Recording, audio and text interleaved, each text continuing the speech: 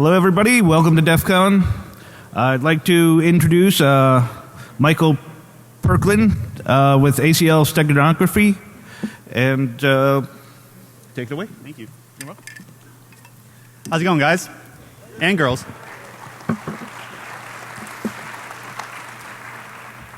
I'm happy to be here at DEFCON again. I think this will be an interesting talk for those of you who are interested in hiding things or finding hidden things, depending on if you're a black hat or if you're an investigator.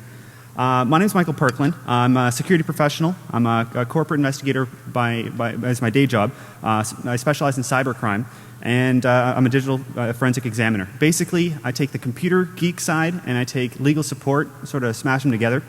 That's what I do. In this talk, I'll be talking about what steganography is, and I'll go over some examples that, some classical examples, not digital examples, on how steganography was used before computers even existed. Then we'll go through some digital examples to see how they work under the hood. And finally, I'll talk about ACL steganography, which is a new scheme that I came up. That'll take up the bulk of the presentation. So let's get started. What is steganography? It's a Greek word. The origins of the word are Greek, and it means concealed writing. There are two roots of the word: steganos, which means covered or protected, and graphe, which means writing. I apologize if I'm butchering the Greek. I may have Greek roots, but I've never spoken the language. Sorry, Grandma.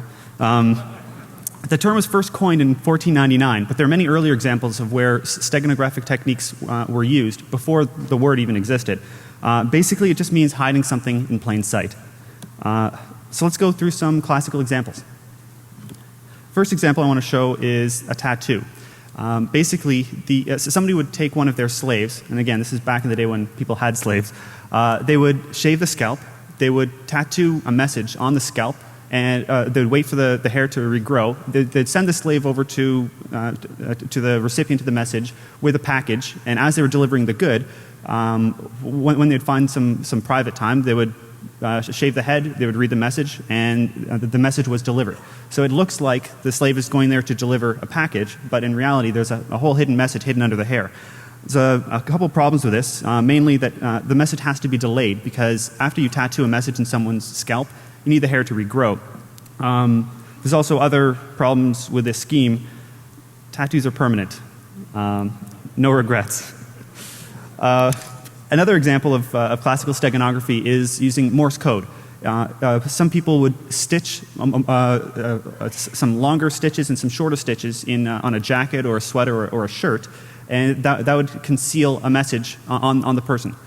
The messenger would go, they would hand deliver one note, but as the recipient would take the note, they would read the sweater and they would learn the second message, the true intention of the visit. Here's an example of a tapestry that was stitched by a prisoner of war in 1941. You can see there are two borders with some dots and dashes, and that was Morse code. So this prisoner of war was hoping that by delivering this tapestry, they would get a message out saying, "I'm okay" or whatever. If you're interested in what the message says, you can grab the talk online and you can decode it yourself. The next classical example is invisible ink. This is a very simple technique, but it's quite effective. Basically, you would use lemon juice or something acidic, and you would write on top of a piece of paper with this liquid, allow it to dry, and then you would deliver the paper to your recipient. The paper would have other writing on it, so it would look like it says one thing, but what happens is the acid in the lemon juice or the acidic liquid that you use breaks down parts of the paper. So when you put that piece of paper over heat, it would start to burn, but the parts that were broken down a little bit more by the acid that you added, they would burn first. The result would be it would turn darker, and you could read the message that was written with the liquid. This is a lot of fun to do if you've got young kids. I've done it with my nephews, and they've really enjoyed it. Now let's take a look at some digital steganographic methods. First example I'll talk about is photographs. This is one of the most common types of digital steganography. You can encode one file as color information inside a photo. This uses the fact that only superhumans can tell the difference between lemon and chartreuse. And by superhumans, I mean the fair sex in the audience. Each pixel is assigned a color with an RGB color code. And the very last bit of this color code will always be part of the secret message that you're encoding. So the example I have on screen here is DFFF00. That's chartreuse. That very last 0 is part of the message that you're encoding. Another example is DFFF01. That's not chartreuse, but it's something similar. So the difference between the two colors is imperceptible to most of us. But if you look at the very last digit for all the adjacent pixels, you can rebuild a whole other file there. 8 adjacent pixels yields 1 byte of encoded information. Audio steganography is a similar concept to the photographs, but it uses sound. And again, it's based on the fact that humans can't tell the difference between 400 hertz and 401 hertz, especially if the note isn't sustained for a long time. After each frame of audio, 1 bit is encoded in that frame. And if you get a bunch of audio frames, you can encode a bunch of bits, you get your bytes, and now you've got your message.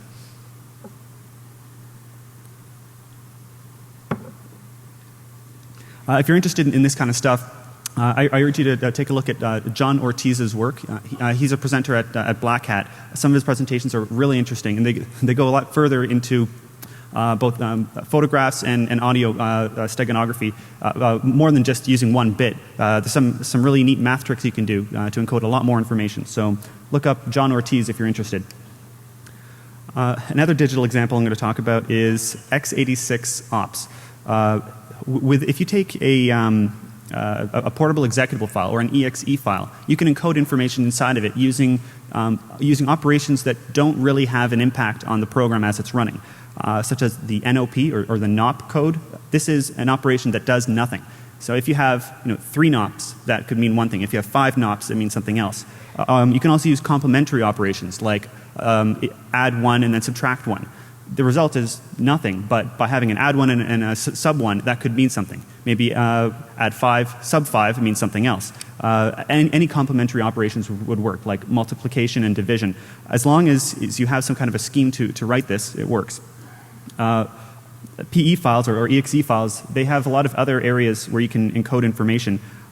This is looking at some of the raw bytes in hex form of a PE file, and you can see that there's a lot of space there where you can jam data that isn't expected by the user, but it wouldn't impact the running of the program, but it would hide data. So if you send this exe to someone, they can decode it on their side. The last digital example we'll be talking about is chafing and winnowing. This is probably the most interesting one for me, at least. It was conceived by Ron Rivest in 1998. He's the R in RSA. He also made the RC4 algorithm that a lot of the WP stuff was based off of. Chafing and winnowing isn't exactly encryption, and it isn't exactly steganography. It's sort of a hybrid of both, but it isn't really either. It has properties of both. What happens is the sender doesn't only send his message, he also sends a bunch of gibberish as well. So anybody who's listening sees the message and they see the gibberish all at once, and they don't really know which one is which.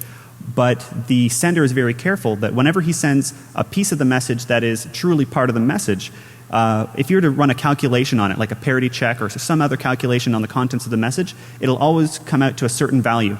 And if you were to run the same calculation on one of the chaff packets or the non-message packets, it would not yield the same result.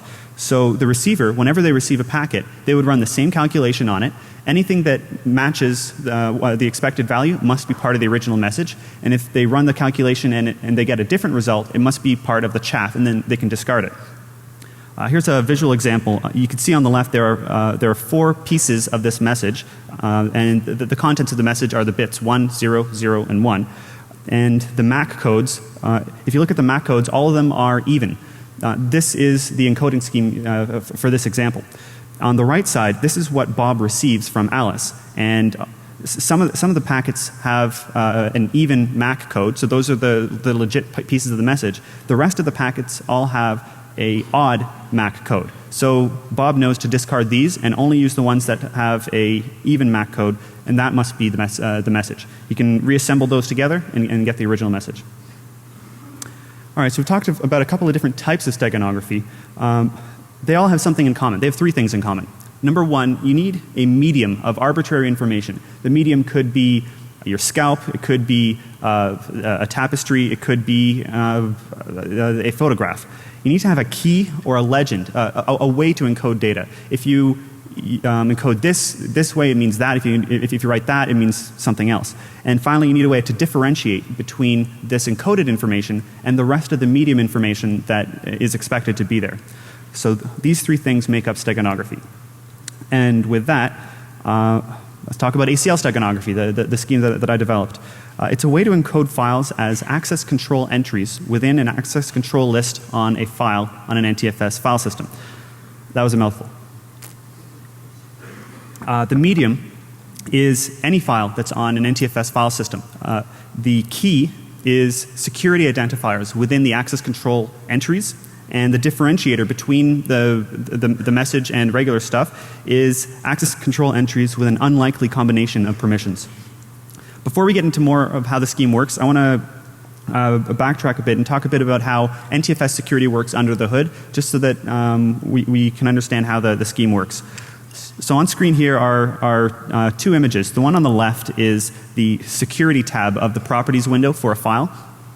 This shows that there's a user, Michael, who has read and execute permissions on the file that has been right-clicked. On the right side, we see the computer management window. This is where Windows adds users and you can manage the users. And there is a user, Michael, there.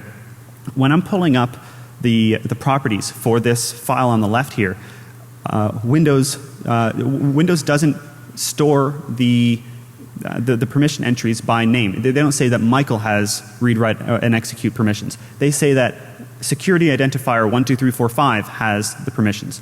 As I'm pulling up this property window, Windows will take a look at the users, will see that security identifier 12345 matches with user Michael, so it displays Michael nicely for me so that I'm not really confused. I know that Michael has read and execute permissions. There's a lot of permissions that you can set for a user, a lot more than just the 5 or 6 that you see on the left screen. There are 22 unique permissions in all. However, they are stored in only 14 bits of information. This is because a lot of these bits are reused depending on what you're setting a permission on. For example, for directories or folders, if you have the ability to traverse that directory or to open it up, that's one permission you need to track. But you don't traverse a file or list the contents of a file the same way that you do with a directory. So some of these bits are reused depending on if you're looking at a folder or if you're looking at a file. There are a bunch of unused values, which I assume are left there for future expansion of NTFS. But as you can see on screen, there's a lot more granular permissions than just read, write, and execute. This slide here shows the difference between the simple and advanced view of the permissions. On the left is the file that I was showing earlier, and on the right you see quite a lot of permissions. And I'm not sure how well you can see all the entries on the right, but there's a slash there that shows that one bit would be used for either traverse folder or for execute file. It's the same bit, but depending on if it's a folder or a file, it has a different meaning. So I mentioned security identifiers. Permission entries are stored using security identifiers. If a user is removed, the operating system can't look up the friendly name to show in that dialog. This is the same file with the same Michael user who had read and execute permissions, but I've deleted the Michael user from the operating system.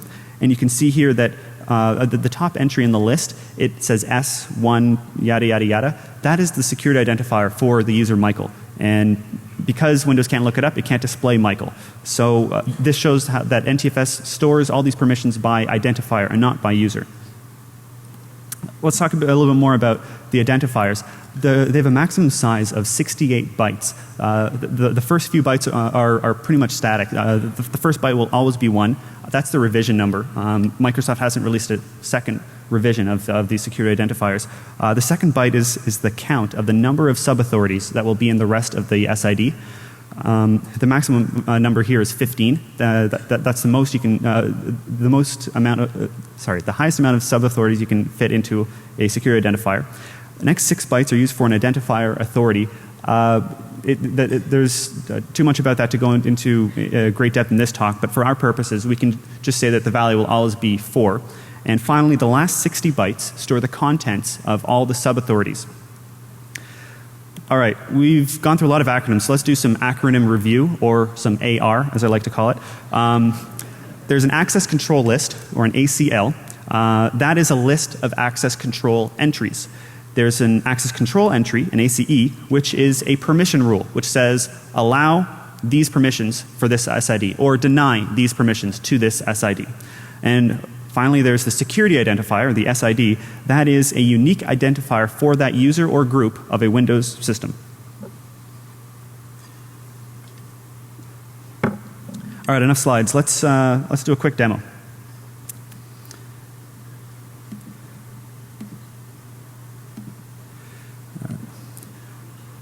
This is the part of the presentation that I was most worried about everything breaking, but everything looks okay. Nothing crashed yet.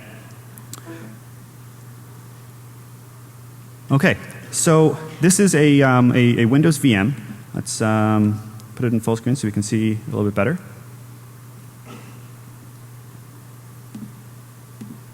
All right, so I have prepared a file that I'm going to encode using this ACL steganography scheme. I'm going to encode a TrueCrypt volume. So I've created a TrueCrypt volume, and that's this here, the local disk T. Inside I have a Bitcoin wallet. It's just a simple file that holds all my Bitcoin keys for this example. I'm going to encode this Bitcoin wallet and hide it in my file system in a way that cannot be easily found by a forensic investigator. So let's dismount this TrueCrypt volume, because we want to make sure it's not in use before we encode it. All right, now that that's done, I have also prepared. Okay, so here's the TrueCrypt volume that I will be encoding. I need to put this file into ACL entries on a set of files. So I've prepared 16 text files that I will be using to hold this TrueCrypt volume. Let's take a look at the permissions of some of the files in here. I'll just choose number 1. Right click properties. I will go to the security tab, and you can see there's default permissions here. Authenticated users, the system, nothing fancy here. So now that we know what the permissions look like already on this file, let's encode some data into it. So I'm going to launch the ACL encode utility that I've created. We'll choose the file that I want to encode. In this case, it is the TrueCrypt volume. This is what I'll be placing into the ACL entries. Next, I have to choose a file list. This is just a simple text file that says which files should I use to encode this data. So I'm going to create a file list real quick.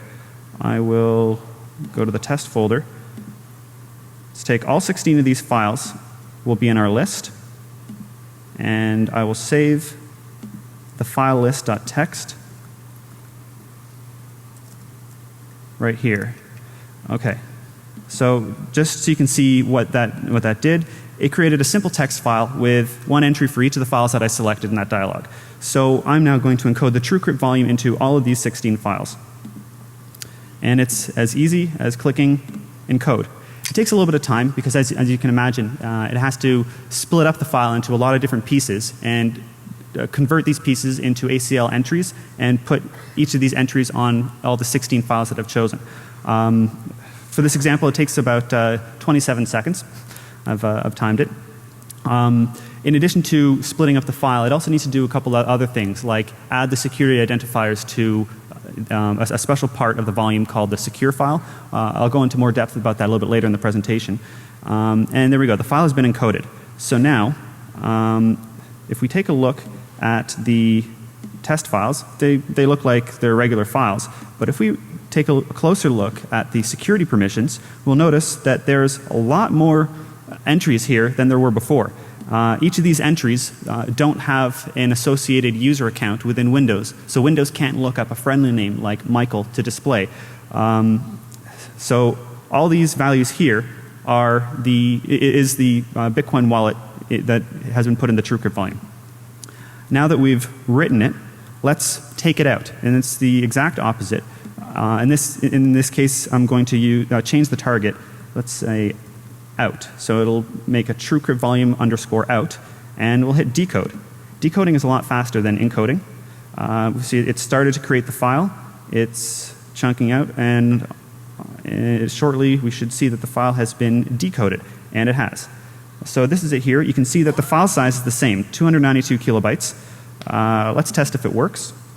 We will mount this using my super secret password.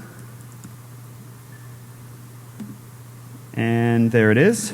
Open it up, and there's the wallet.dat file. So we've successfully encoded it and decoded it. It worked.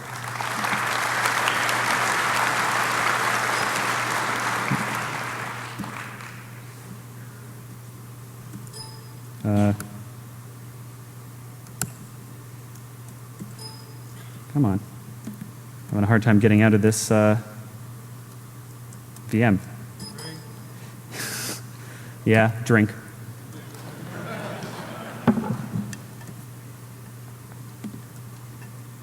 What? The key shortcut is not working. I'm trying Command F. There it is. Okay. Yeah, drink harder, I heard in the audience. Yeah, I think that deserves it. All right. Let's put Humpty Dumpty back together again. Get back to here. Okay, so we just went through the demonstration. Let's take a closer look at how this worked under the hood. What was the program doing behind the scenes? So the file that I encoded, it was a TrueCrypt volume. When I hit the encode button, it chunked the file up into 60-byte chunks.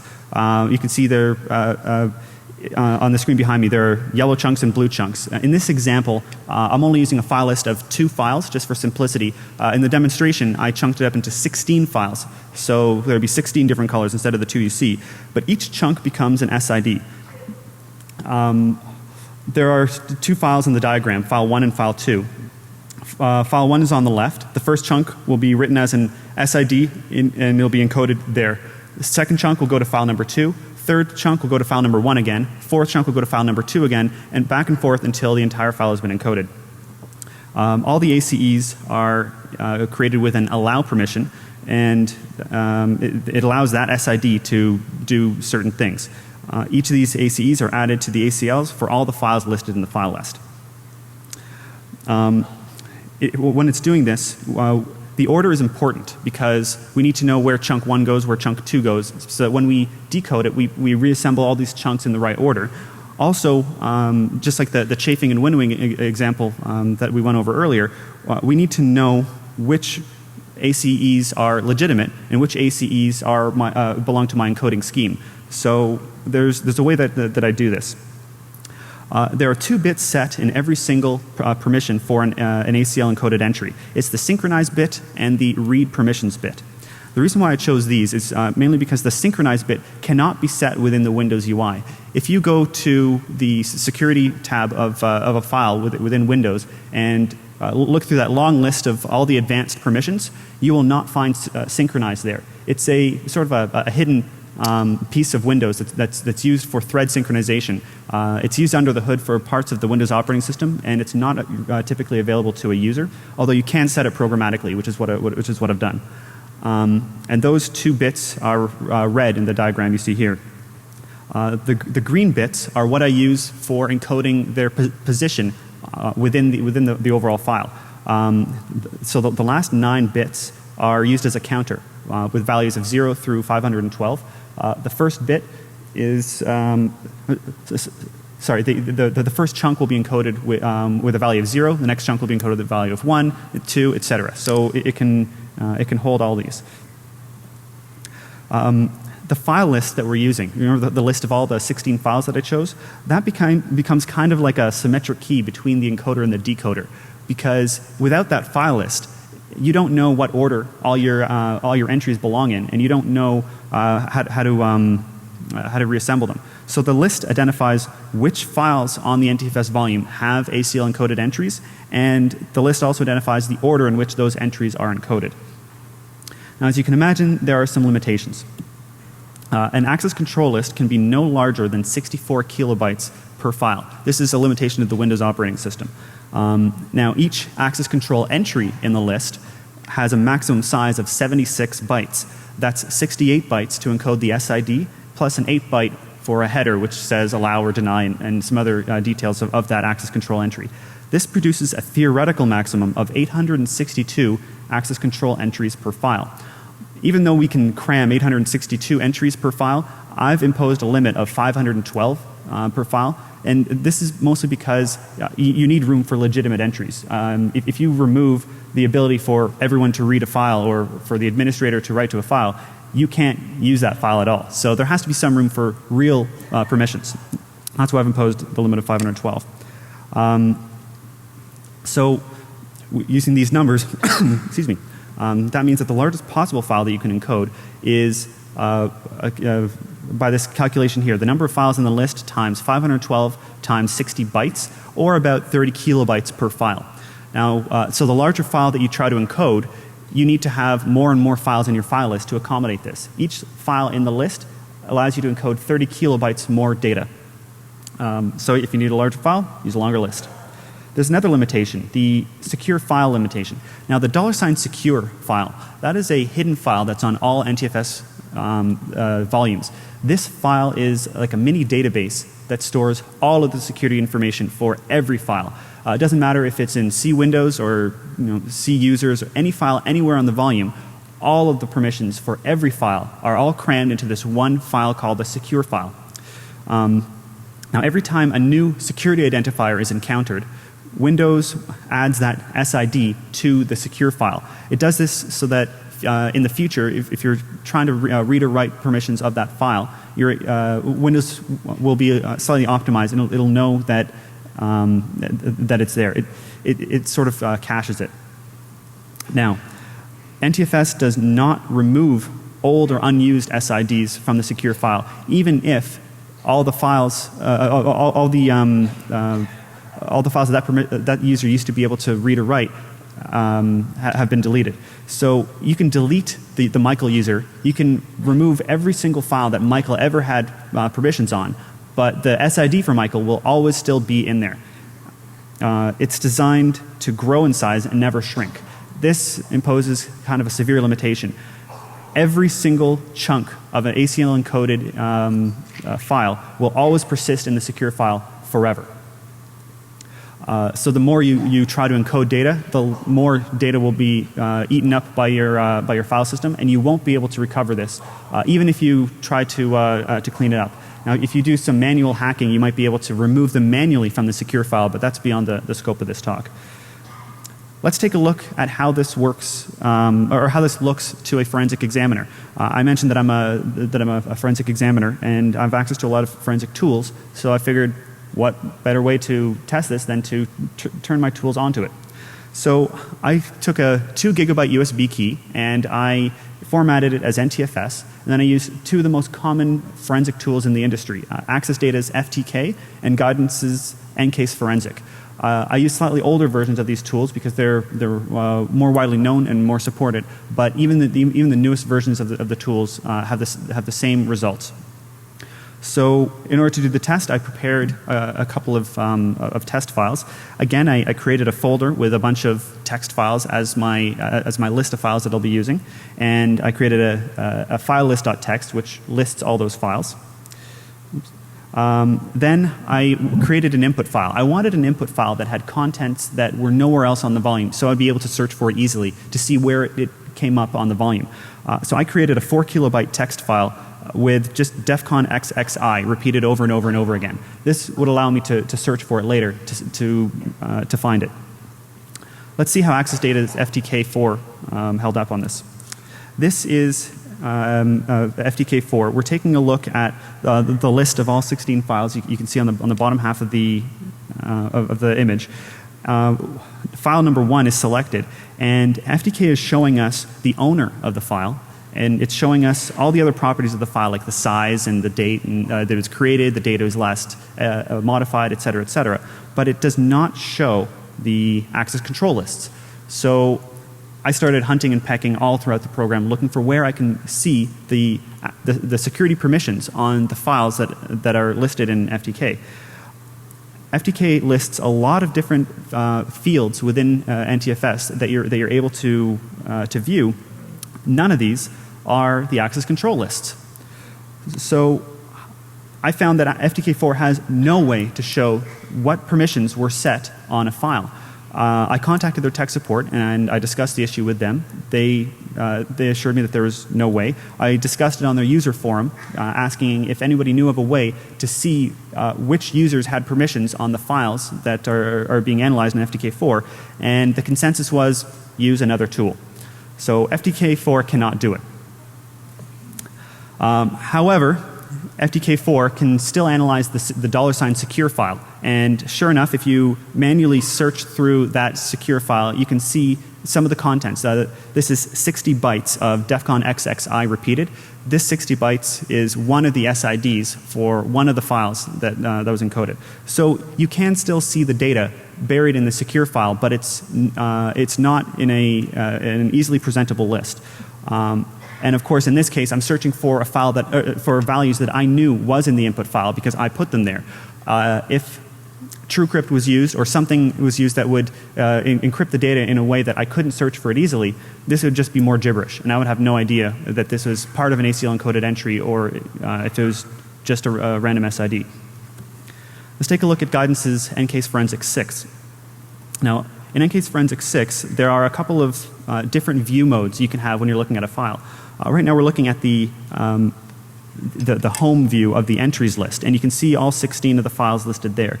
File number 1 is selected on the right, so that's the file that we're looking at. Now the second arrow is the permissions tab. When you click on the permissions tab, you can see the permissions of that file.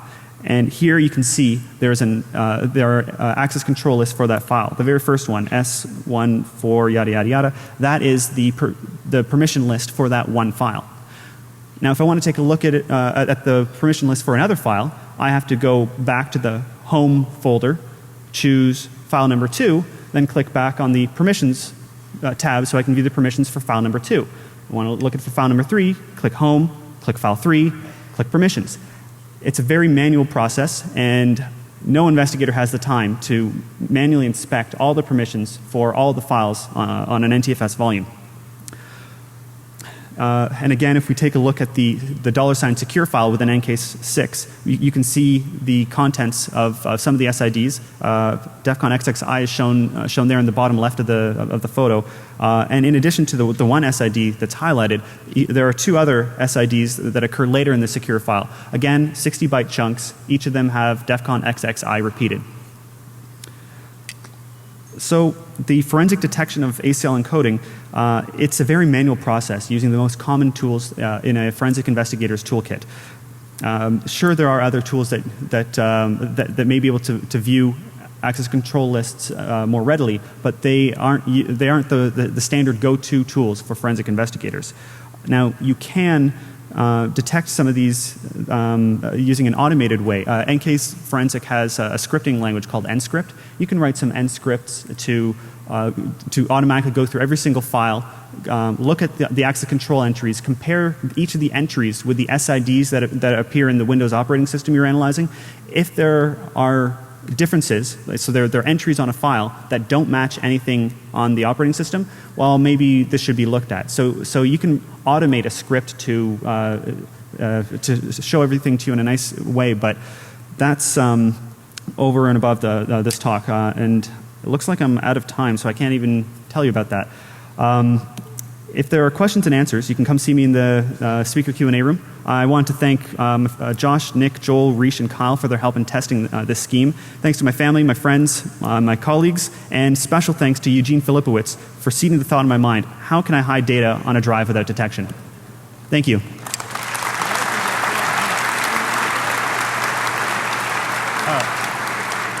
It seems that I wasn't actually out of time, so if there are questions, I have 10 minutes. So if someone wants to ask a question, you can. Come here, see this goon if you have a question, and I can answer it. But in 10 minutes, I will be in the speaker Q&A room for better questions. Or, yeah.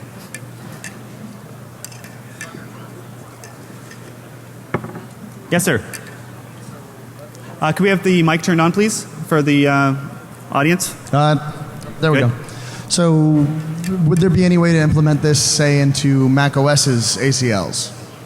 Yes, there would be a way to add this to Mac OS. Now, the scheme that I created was for NTFS entries using SIDs. The way that Mac OS they use an NTFS file system. Yeah. You would have to encode it in a different way, but this scheme could definitely be adapted for that. It's just a matter of writing the tool to get it done. Cool. Thanks. Thank you. Nice job, by the way. I'm sorry? Nice job. Nice job. Oh, thank you. All right, so I got here a little late, and I missed the porn entry point apparently in the beginning of the presentation. I'm sorry, I'm having a very hard time hearing that mic. Can you? He can't hear the mic, he said. How about right now? No? I just hear echoes, I'm sorry. Here, okay, come on the stage. Yeah. Well, tell me your question. Just asking your question, and you can repeat it. Yeah. So that's the question. My question is, I was joking around, so I got her early because I missed the porn in the beginning. Oh. No, I was joking. My question is doing object-oriented streaming media relations to decoding and decoding in the area between putting those files in and out in the media. Yeah, in an area within the cloud that would be distributed in real time or even live or archived. Is that part? Okay. I mean, I'll let you formulate that. So the question was for streaming media. If you were to take a file and stream it, let's say from a cloud, can you use this encoded information and distribute it through a stream? I would say no to that because this scheme doesn't store anything in the file itself. It stores it in the metadata about the file that the hard drive is holding. So all the access control lists, this is within Windows. It's for the file. Once you start distributing the contents of a file, you're not even touching the metadata, so that's not going to be distributed. Hi there. So I guess my main question here is how could I avoid detection with this method when we're modulating communication in a well-known place in the file system?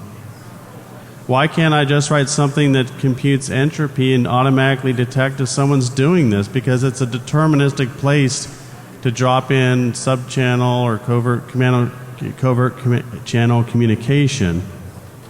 So how would you compare this to then using TrueCrypt with a random offset deep in the file system where I've already randomized the free blocks? So this to me looks like it's immediately detectable by using statistical and standard communication entropy calculations. And maybe that's beyond the scope of this meeting, but it's a curious question I have. It is a little bit beyond the scope. As far as detection goes, as long as you're able to look at, to see the entries, you'll know that there's something there. You won't know what is there, but you'll be able to tell that there is something. Now, as far as encoding the entries in a way that would not be detectable, so it's a little bit more of a covert subchannel, you can always adjust the scheme in a way so that each of the SIDs you create are valid SIDs that are in the operating system. But I would imagine that by doing that, you would have to store much less than 60 bytes per chunk, which would mean you would need far more values to store a much smaller file. Yeah, but I mean, someone in your position that wants to detect someone doing this, a traditional NTFS file system just has blank data in these areas. Now someone's jacking in a modulation into some bits that are unused ACL bits. It would, to me, it seems it would be immediately detectable because you're not burying it in the normal randomness pattern in the drive somehow. True, right? It would definitely be detectable if you're looking for it, but in most cases you're not looking at the access control lists for the data that you're analyzing. I mean, if I'm doing, let's say, an intellectual property case as an examiner to see, did somebody exfiltrate data from their company, I would look for common things. Did they use a USB key to get data out? Did they email themselves? Did they do all these things? I'm not about to start looking at all of the access control lists on every file on their desktop computer or on their laptop to see if they have encoded that information. But of course you can have a script that would automate checking for these now that we know that this scheme exists. But again, it's a cat and mouse game. You come up with a better way of getting around the controls. Well, now you get controls to detect that. It's a cat and mouse game. All right, thanks. Thank you. Anyone else? Do we have time for one more? Time for probably two more. Okay, two more. These are the last two questions here. I was wondering if you were familiar with NTFS alternate data streams and if the scheme can work for files hidden through ADS.